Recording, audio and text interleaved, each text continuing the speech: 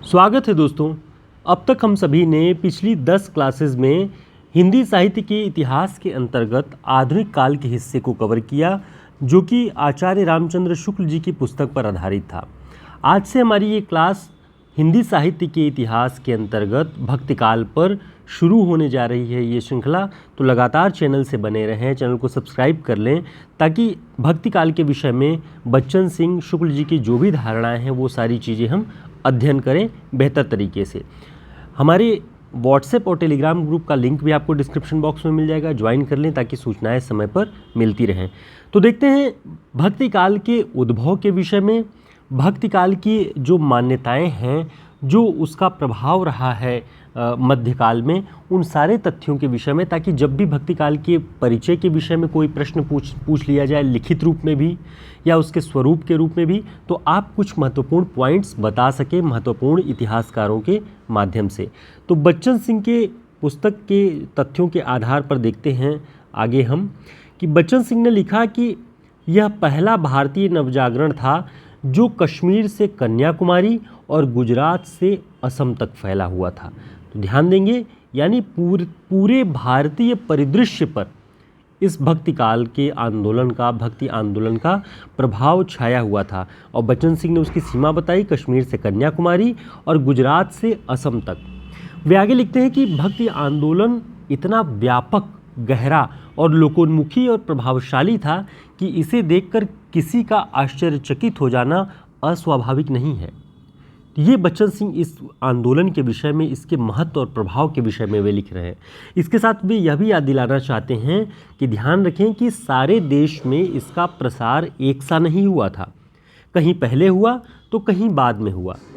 अपनी अपनी जो उनकी ऐतिहासिक परिस्थितियां थी पूरे क्षेत्रों की, उनके कारण कहीं यह 6वीं 7वीं शताब्दी में फैला तो कहीं 12वीं और 13वीं शताब्दी में फैला, कहीं 15वीं शताब्दी में। तो देश के अन्य अंचलों की अपेक्षा हिंदी भाषाभाषी प्रदेश का जो भक्ति आंदोलन था वह अपने वैविध्य और अंतर्विरोधों में काफ़ी जटिल और नाना रूपात्मक था। बहुत सारे रूप दिखाई पड़े हिंदी प्रदेशों के भीतर, जो ये नवजागरण और भक्ति आंदोलन की का स्वरूप दिखाई पड़ता है उसमें। बच्चन जी लिख रहे हैं कि संस्कृत और अपभ्रंश का पल्ला छोड़कर भक्तों ने देश भाषा में लिखना आरंभ कर दिया। भक्तों का सबसे पहला जो उद्देश्य था वो ये कि साहित्य को, भक्ति को जन सामान्य की भाषा में लिखा जाए, प्रस्तुत किया जाए, उसका प्रचार किया जाए, ताकि जो देश की अनपढ़ जनता है, जो अशिक्षित समाज है, जो वेदों का अध्ययन अध्यापन नहीं कर सकता, संस्कृत भाषा नहीं जानता, अपभ्रंश बोली से अलग हो रहा है, वो जन सामान्य भक्ति आंदोलन से जुड़ सके, उसे ग्रहण कर सके, उसके मूल्यों को अपने भीतर स्थापित कर सके। तो इसलिए संस्कृत और अपभ्रंश का पल्ला छोड़कर भक्तों ने देश भाषा में लिखना आरंभ किया। अब हिंदी प्रदेशों से अलग अगर बात करें तो बच्चन जी ने लिखा कि बंगला, गुजराती, मराठी और तमिल, इस तरह की जो जातियों का उद्भव हुआ भक्ति आंदोलन में, उन सभी ने एक व्यापक रूप ग्रहण किया। और उसमें भी तमिलों की जो भौगोलिक स्थिति के बारे में उन्होंने कहा कि हम जो मैदानी क्षेत्र के हिंदी प्रदेश के लोग हैं, उनसे तमिलों की जो भौगोलिक स्थिति भी भिन्न थी, वहाँ के अपनी समस्याएं भी थी भक्ति आंदोलन के प्रसार के लिए। तो बच्चन जी लिख रहे हैं कि वहाँ बड़े केंद्रीय राज्य की स्थापना के लिए अवकाश नहीं था, लेकिन उनके शोषण का जो स्थान ब्राह्मण धर्म ने ले रखा था, उसे खत्म करना तमिल भक्ति आंदोलन का एक उद्देश्य रहा। वहाँ शूद्रों की जो दशा थी वो अत्यंत शोचनीय थी। व्यापार की दृष्टि से यह प्रदेश समृद्ध था और अलवार संत जो थे, अलवारों में छोटे छोटे व्यवसायी भी थे। तमिलों का भक्ति आंदोलन ब्राह्मण धर्म की प्रभुसत्ता के खिलाफ खड़ा हुआ। तो आपको ये ध्यान रखना है कि तमिलों का जो आंदोलन था वो क्यों नवजागरण के रूप में तैयार होता है, क्योंकि वहाँ जो ब्राह्मण धर्म था उसका आतंक था, शोषण का रूप विकसित हो चुका था ब्राह्मण धर्म का। तो उसके विरोध में तमिलों का जो भक्ति आंदोलन अलवारों ने शुरू किया वो खड़ा होता है। ठीक है, आगे बच्चन जी लिखते हैं कि हिंदी प्रदेश की विचित्रता यह है, अभी इन सारे जो क्षेत्र हैं उन सभी के विषय में वे लिखते हुए उसके बाद जब हिंदी प्रदेश के बारे में आते हैं तो लिखते हैं कि उसकी विचित्रता यह है कि भक्ति आंदोलन का सूत्रपात कबीर द्वारा हुआ। देखिए बच्चन जी लिख रहे हैं कि भक्ति आंदोलन का सूत्रपात हिंदी प्रदेश में कबीर के द्वारा हुआ, ऐसे मुसलमान के द्वारा जो वेद नहीं मानता, जो वेद नहीं मानता तो नहीं मानता, किताब को भी नहीं मानता, किताब जो इस्लामी मूल्य हैं उनको भी नहीं मानता। इस अमोघ नकार को लेकर चलने वाला आंदोलन हिंदी देश में ही चल सकता था, हिंदी प्रदेश में ही चल सकता था। तो रामानंद से भक्ति का उद्भव माना जाता है और दक्षिण से माना जाता है, लेकिन हिंदी प्रदेश में कबीर को बच्चन जी ने बताया कि कबीर के द्वारा ही भक्ति आंदोलन का सूत्रपात हुआ है। तो इसे आपको ध्यान रखना है।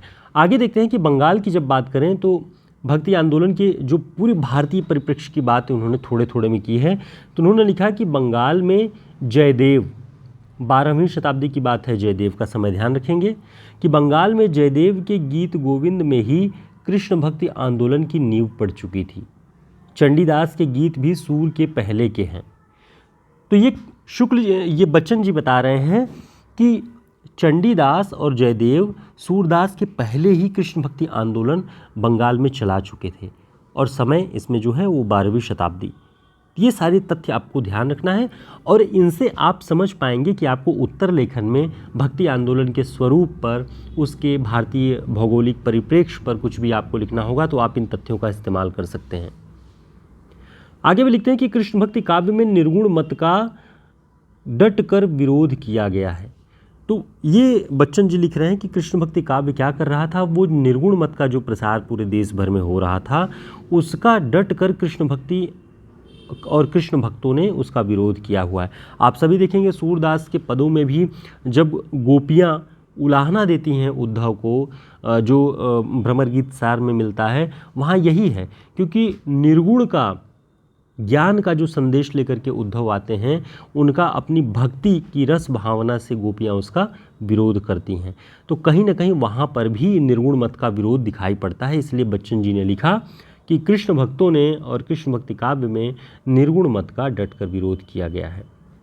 आगे भी लिखते हैं कि राम भक्ति आंदोलन का केंद्र बनारस था, रामानंद इसके प्रवर्तक थे। ध्यान रख लेंगे, कृष्ण भक्ति के बारे में ऊपर बात हो चुकी है और यहाँ राम भक्ति आंदोलन के विषय में बात हो रही है। उसका केंद्र क्या बताया बच्चन जी ने? बनारस बताया और कहा कि राम भक्ति आंदोलन के प्रवर्तक कौन थे? रामानंद जी थे। ठीक है। बच्चन जी लिख रहे हैं कि सामाजिक दृष्टि से देखने पर कबीर आदि संतों और सूफियों के भक्ति आंदोलन को प्रतिवादात्मक, प्रोटेस्टेंट और कृष्ण भक्ति, राम भक्ति आंदोलनों को प्रतिरोधात्मक या यथास्थिति वादात्मक, रेजिस्टेंट कहा गया। ठीक है। तो जो सूफी और कबीर लोग लिख रहे थे वो प्रतिवादात्मक था और जो राम भक्ति और कृष्ण भक्ति आंदोलन के कवि लिख रहे थे वो प्रतिरोधात्मक या यथास्थितिवादात्मक था। ये बच्चन जी लिख रहे हैं इन दोनों आंदोलनों के विषय में। तो आपको ये ध्यान रखना चाहिए किसके विषय में क्या कह रहे हैं। आगे देखते हैं सूफी काव्य के विषय में उन्होंने क्या कहा है। बच्चन जी ने लिखा कि हिंदी सूफी काव्य की जो शैली थी वह तो मसनवी है, पर भाषा, छंद विधान, काव्य रूढ़ियाँ, कहानियाँ सब भारतीय हैं।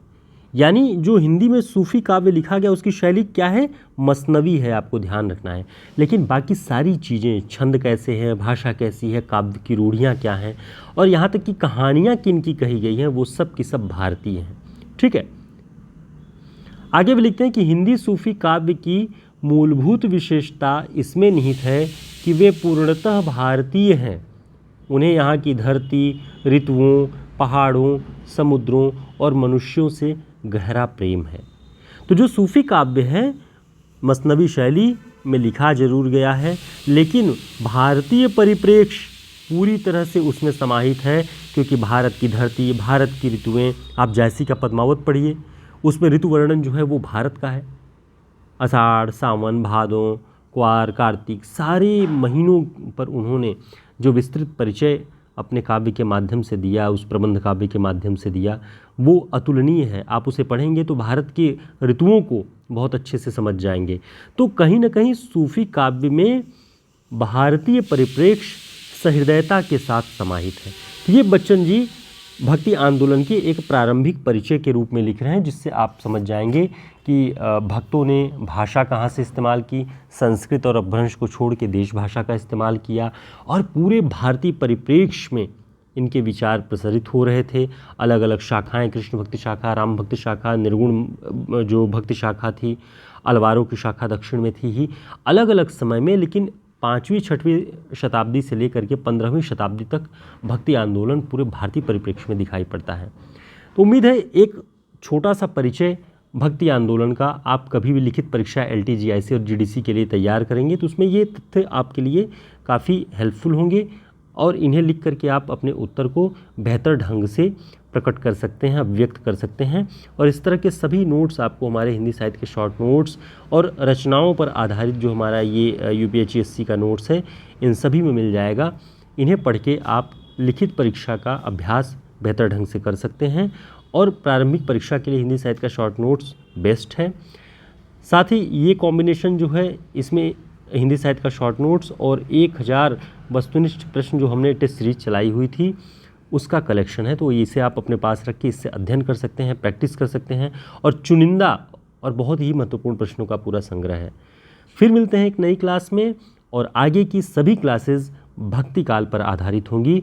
हम 8 से 10 क्लासेस के अंतर जो भी पढ़ेंगे उसके अंतर्गत वो सब का सब भक्ति काल पर आधारित होगा, बच्चन जी और शुक्ल जी की पुस्तक के आधार पर। नमस्कार, शुभकामनाएं।